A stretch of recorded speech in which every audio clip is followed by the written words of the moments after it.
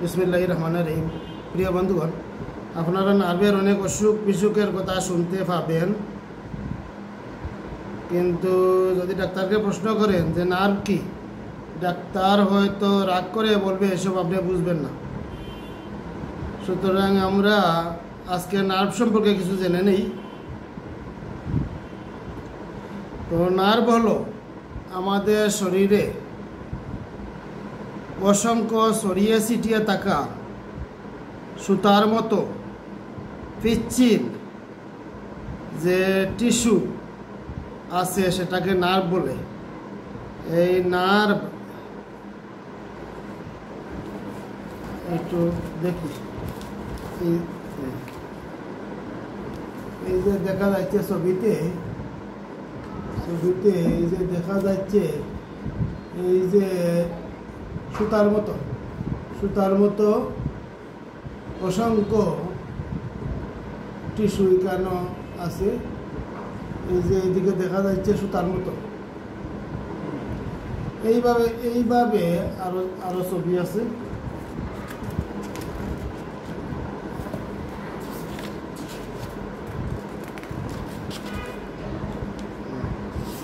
আরো ছবি আছে, এই দেখেন অসংখ্য সুতার মতো নার্ভ আছে। এইগুলো হলো নার্ভ। এই নার্ভের ছবিতে গেলাম। এখন জেনে নেই নিউরন বা স্নায়ুকোষ সমন্বিত যে তন্ত্রের সাহায্যে দেহ বাহ্যিক এবং আভ্যন্তরিক উদ্দীপনায় সাড়া দেয় এবং একই সাথে বিভিন্ন দৈহিক ও শরীরবৃত্তীয় কাজের সামঞ্জস্য রক্ষা করার মাধ্যমে দেহকে পরিচালিত করে তাকে স্নায়ুতন্ত্র বলে। তবে প্রিয় বন্ধুগণ, এই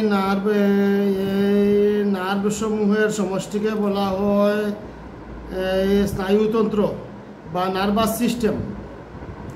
এই নার্ভাস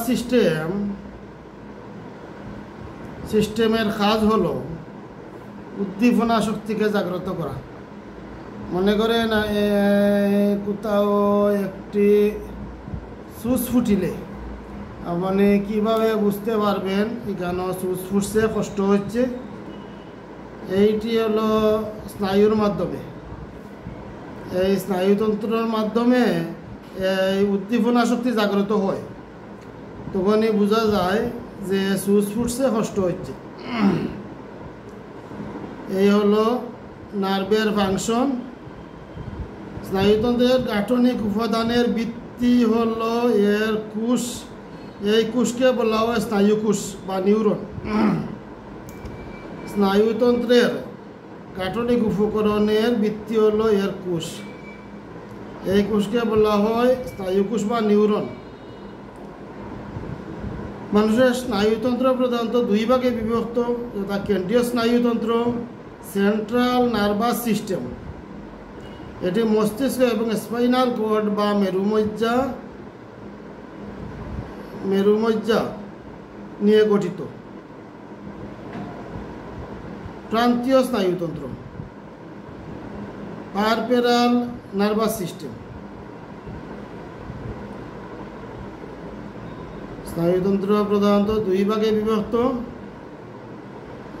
মস্তিষ্ক বা স্পাইনাল কর্ড এবং প্রান্তীয় স্নায়ুতন্ত্র। কেন্দ্রীয় স্নায়ুতন্ত্রের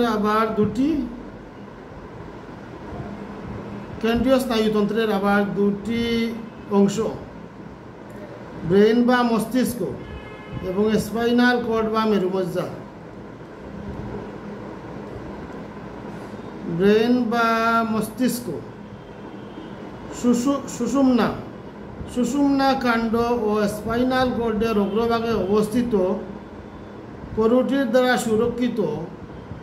কেন্দ্রীয় স্নায়ুতন্ত্রের স্ফীত যে অংশটিকে মানুষের বুদ্ধি, চিন্তা, স্মৃতি ইত্যাদি স্নায়বিক আবেগসমূহকে নিয়ন্ত্রণ করে তাকে মস্তিষ্ক বলে।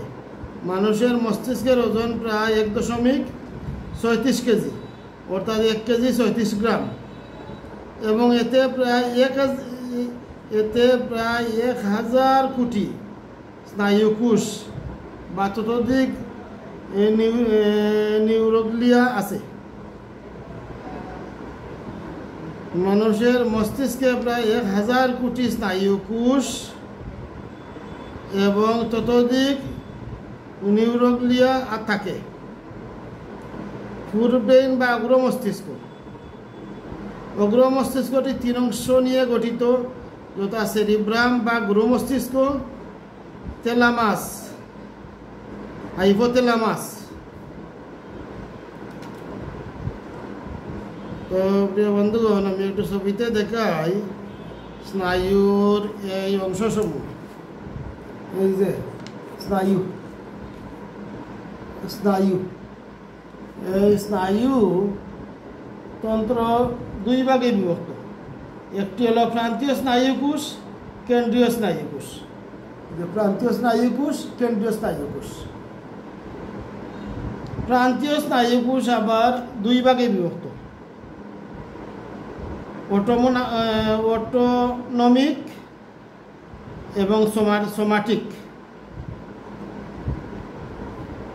অটোনমিক স্নায়ু আবার আরও 2 ভাগে বিভক্ত, সিম্পাথিক, প্যারাসিম্পাথিক।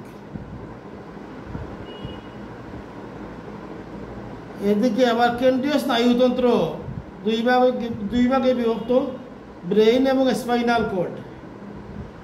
এই ব্রেইনের আবার অনেকগুলো অংশ আছে, ফরি ব্রেইন, হিন্ড ব্রেইন, মিড ব্রেইন। ব্রেইনের অংশ হলো ফরি ব্রেইন, হিন্ড ব্রেইন, মিড ব্রেইন। তো প্রিয় বন্ধুগণ, আজকে এই পর্যন্ত স্নায়ুর এই যে বিভিন্ন ভাগ আছে, এই ভাগগুলোর বিস্তারিত আলোচনা অনেক লম্বা। পরবর্তী ভিডিওতে আরও আলোচনা করব এই স্নায়ুর বাকি ভাগগুলো নিয়ে, এবং 4-5টা ভিডিওর মাধ্যমে আমি আপনাদেরকে স্নায়ু সম্পর্কে বুঝিয়ে দিব, এবং এরপরে আরও স্নায়ুর যে সমস্ত রোগ হয় এবং যে সমস্ত চিকিৎসা হয় সেগুলো আরও বোঝাতে গেলে আরও কয়েকটা ভিডিও লাগবে। তো এগুলো ধারাবাহিক আমি বুঝাতে থাকবো ইনশাল্লাহ। স্নায়ুর বিস্তারিত বর্ণনা, স্নায়ুর রোগ, স্নায়ুর চিকিৎসা ব্যবস্থা ধারাবাহিক আমি একটি একটি করে বুঝাতে থাকবো ইনশাল্লাহ। আপনারা আমার ইউটিউব চ্যানেল এবং ফেসবুক আইডিতে চোখ রাখুন, সবগুলা পেয়ে যাবেন ধারাবাহিক। সবাই ভালো থাকেন। আসসালামু আলাইকুম।